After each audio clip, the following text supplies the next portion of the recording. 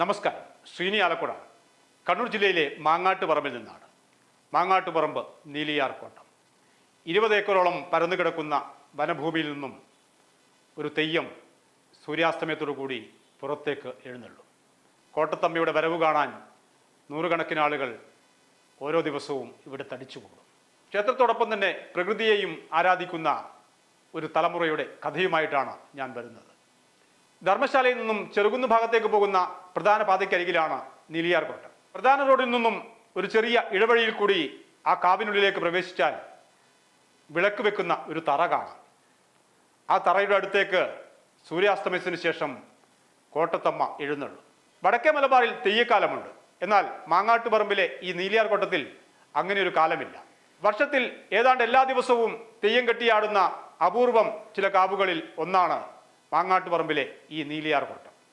ഈ നീലിയാർ കോട്ടത്തിന് ഒരുപാട് കഥകൾ പറയാനുണ്ട്. ക്ഷേത്രം ഊരാളം കൂടിയായ പ്രഭാകരേട്ടൻ ആ കഥ നമുക്ക് പറഞ്ഞു തരും. ഇവിടെ ആദിപരാശക്തിയാണ്. ആദിപരാശക്തിനെ പണ്ടുള്ള നാട്ടുരാജാക്കന്മാർ പൂജിച്ച് പ്രസാദിപ്പിച്ചിട്ടാണ് പടക്ക് പോയിരുന്നത്. പഴശ്ശിരാജാവിൻ്റെ പൂർവികന്മാർ, ഇപ്പോഴത്തെ പഴശ്ശിരാജാവില്ല, അവരുടെ പൂർവികന്മാർ അങ്ങനെ പൂജിച്ച് സന്തോഷിപ്പിച്ചിട്ടാണ് അവരുടെ പടക്ക് പോയിരുന്നത്. അങ്ങനെയുള്ള ഒരു കാലഘട്ടത്തിൽ രാജാക്കന്മാരുടെ കാലശേഷം അതിന് നീരും ബലി കിട്ടാതെ ഒരവസ്ഥ വന്നു. നീരും ബലി കിട്ടാതെ പറഞ്ഞാൽ അവർ മാംസങ്ങൾ, മദ്യങ്ങൾ ഇതൊക്കെ കൊടുത്തിട്ട് പ്രസാദത്തിന് വേണ്ടിയിട്ട് കൊടുത്തിട്ട് പൂജിച്ചിട്ടാണ് പോയിരുന്നത്. അങ്ങനെ അതൊന്നും അവരുടെ കാലശേഷം ദേവിക്കൊന്നും കിട്ടുന്നില്ല. അങ്ങനെയുള്ള ഒരു സമയത്ത് കുണ്ടേൻ മഹാവിഷ്ണു ക്ഷേത്രത്തിൻ്റെ ശ്രീവൈകുണ്ഠം മഹാവിഷ്ണു ക്ഷേത്രത്തിൻ്റെ സൈഡിൽ ഒരു കുളമുണ്ട്. ആ കുളത്തിൽ കുളിക്കാൻ പോയ ആൾക്കാരിൽ ദ്രോഹിക്കാൻ തുടങ്ങി. അത് നാട്ടുകാർക്കും എല്ലാവർക്കും വലിയ വിഷമമുണ്ടായി. അങ്ങനെ കാളകാട്ട് തന്ത്രീനെ പേര് അറിയിച്ചിട്ട് അവർ വന്നിട്ട് ഇവരെ അവരുണ്ട് വന്നപ്പോൾ കുളിക്കാനുള്ള ഇതിൽ നിന്നുപോയി. അപ്പോൾ അവരെ മറുകരയിൽ ഒരു സ്ത്രീ പ്രത്യക്ഷപ്പെട്ടു. അപ്പോൾ സ്ത്രീ ഇവരോട് ചോദിച്ചു, നിങ്ങൾ ആരാന്ന് ചോദിച്ചു. അന്നേരം കാളകാടാന്ന് പറഞ്ഞു. അപ്പോൾ അങ്ങനെ വന്ന് ഇക്കരക്ക് വന്നിട്ട് അവരൊക്കെ കുളിക്കാനുള്ള താളിയും എണ്ണയും കൊടുത്തു എന്നാണ് പറയുന്നത്. അപ്പോൾ തന്ത്രിക്ക് ഒറ്റ നോട്ടത്തിൽ തന്നെ ആളെ സംഭവം മനസ്സിലായി. തന്ത്രി പറഞ്ഞു, അവരുണ്ട് അമ്മ തന്നത് അമൃത് എന്ന് പറഞ്ഞിട്ട് ആ താളി കുടിച്ചു എന്നാണ് പറയുന്നത്.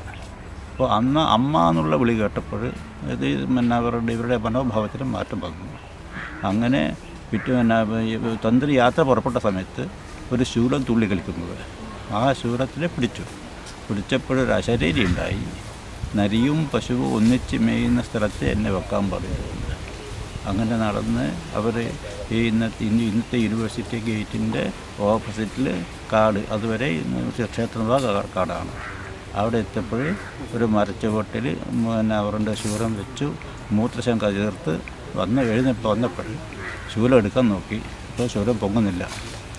അപ്പോഴാണ് അശരീരിയുടെ ഓർമ്മയുണ്ടായത്. അപ്പോൾ നരിയും പശു ഒന്നിച്ച് മേയുന്ന സ്ഥലത്തെന്നല്ല പറഞ്ഞിരുന്നത്.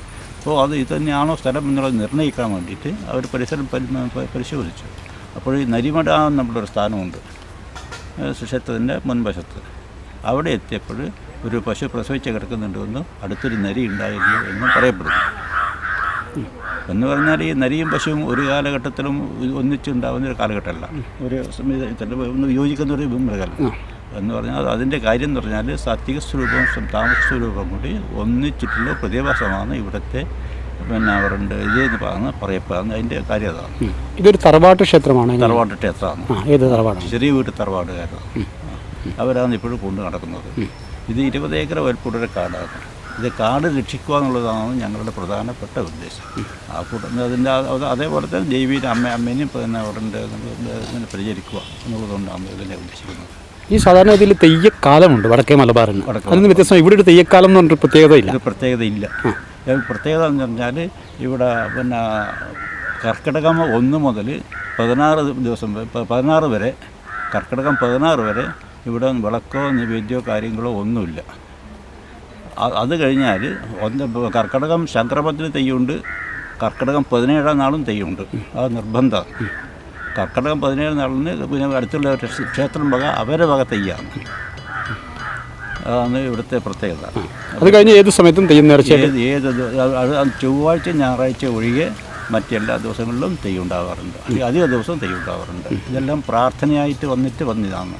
പ്രാർത്ഥിച്ചിട്ട് കാര്യം സാധിച്ചാൽ ചെയ്യുന്ന പിന്നെ അവരുടെ തെയ്യങ്ങളായതെല്ലാം. പ്രധാനപ്പെട്ട പ്രാർത്ഥന എന്ന് പറഞ്ഞാൽ സന്താനത്തിന് വേണ്ടിയിട്ടാണ്. സന്താനത്തിന് വേണ്ടിയിട്ട് സന്താനം ഉണ്ടായതിന് ശേഷം ചെയ്യുന്ന പ്രാർത്ഥനകളാണ് അധികം ഉണ്ടാകുന്നത്. ഇവിടെയും കോഴിയാർ ഉണ്ടായിരുന്നു പണ്ട് കാലം, ഇപ്പോഴത് നിന്നു എന്ന് പറഞ്ഞാൽ നിൽക്കാൻ കാരണം എന്ന് വെച്ചാൽ കള്ളും കോഴിയും വേണം. ഈ കള്ള് കൊണ്ടുവരാൻ പിന്നെ പറ്റാത്തൊരവസ്ഥ വന്നു എന്ന് പറഞ്ഞാൽ കള്ള് കൊണ്ടുവന്ന തണ്ടേന സ്ഥാനമില്ല അവർക്ക്. പിന്നെ അവർ കള്ള് കൊണ്ടുവരാൻ തയ്യാറായില്ല. അപ്പോൾ പിന്നെ തന്ത്രി മുഖാന്തരം രാശി വെച്ചിട്ട് പറഞ്ഞു കള്ള് കൊണ്ടില്ലെങ്കിൽ പിന്നെ അവരുടെ കോഴിയും വേണ്ട എന്നുള്ള നിഗമനത്തിലെത്തി. പിന്നെ കോഴി അറുപത് ഇപ്പോഴത്തെ നിരോധിച്ചൊരു വിഷയമല്ലേ. അപ്പോൾ നമുക്ക് അതിനെ ദേവി അതിനെ അനുകൂലിച്ചു എന്ന് പറയണം. പക്ഷേ അതിന് പകരം വേറെ കാര്യങ്ങൾ ഇപ്പോഴും ചെയ്യുന്നുണ്ട്. ശരിക്കും എന്തെങ്കിലും നിഗൂഢ പൂജകളുണ്ടോ? നിഗൂഢ പൂജകളില്ല. ഇല്ല. പിന്നെ തെയ്യം കെട്ടുന്ന ഏത് സമുദായത്തിൽപ്പെട്ട ആളുകൾ? വണ്ണാൻ സമുദായത്തിൽപ്പെട്ടവരാണ്. പക്ഷേ ഇവിടെ എല്ലാ വണ്ണാനും തെയ്യം കെട്ടാൻ പറ്റില്ല. ബാക്കിയുള്ള ക്ഷേത്രങ്ങളെല്ലാം എല്ലാ വണ്ണാനും കെട്ടാൻ പറ്റും. ഇവിടെ മാങ്ങാടൻ സ്ഥാനം ഏറ്റെടുത്ത വണ്ണാൻ മാത്രമേ കെട്ടിക്കൂടൂ. അപ്പോൾ ഇങ്ങനെ എല്ലാ സംക്രമത്തിനും തെയ്യം വേണമെങ്കിൽ നിർബന്ധമുണ്ട് ഇവിടെ. അപ്പോൾ അങ്ങനെ ആകുമ്പോൾ മുടങ്ങി പോകാതിരിക്കാൻ 2 മാങ്ങാടിനെ നിശ്ചയിച്ചിരിക്കുകയാണ്. സ്വർണ്ണപ്രശ്നത്തിൽ പറയുന്നത് ഈ കാണുന്ന കാട് മുഴുവൻ ക്ഷേത്രമായിട്ട് കണക്കാക്കണം. നിങ്ങൾ ഒരു ക്ഷേത്രത്തിൽ ഇത് ചുവരുടെ ഉള്ളിൽ എന്നെ കെട്ടിയിട്ടാൽ പറ്റില്ല. ഞാൻ പ്രകൃതി ദേവിയാണ്. എന്നാൽ ആ നിലയിൽ തന്നെ നിങ്ങൾക്ക് ക്ഷേത്രം എടുക്കണമെങ്കിൽ പിന്നെ ഇറവെള്ളം ഇവിടെ വീഴരുത്. കടലിൽ വീഴ്ത്താൻ പറ്റുമെങ്കിൽ ക്ഷേത്രം എടുത്തോന്നാണ് പറഞ്ഞത്. അതുകൊണ്ടാണ് ക്ഷേത്രമില്ലാത്തത്. അതാണ് എവിടെ നോക്കിയാലും ഞാനാണെന്നാണ് പറയരുത് അമ്മ. സാധാരണഗതിയിൽ പിന്നെ അവരുടെ നടയിൽ വന്നിട്ടാണ് തെയ്യം ആവില്ല മറ്റുള്ള ക്ഷേത്രങ്ങളിലല്ല. ഇവിടെ അതല്ല. ഇവിടെ കോലം തികഞ്ഞ മാതാവാണ്. അണിയറിയും തന്നെ പിന്നെ ബാള് പരിചയ അതുപോലെ ഉടയാടുകളോടെല്ലാം കൂടിയാണ് നേരെ പിന്നെ ക്ഷേത്രത്തിലേക്ക് വരുവാണ്. മറ്റുള്ള ക്ഷേത്രങ്ങളിൽ നടയിൽ വന്നിട്ട് തെയ്യാവലാണ്. അതാണ് ഈ പിന്നെ അവരുടെ കോലം തികഞ്ഞ മാതാവ് എന്ന് പറയുന്നതിൻ്റെ കാര്യം കൂടി അതാണ്.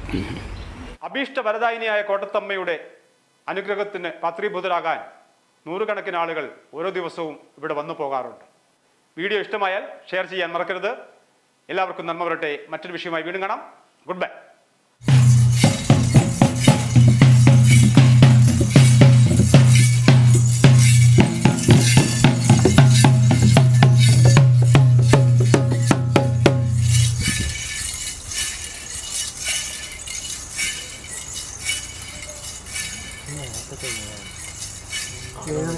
ഈ നാളില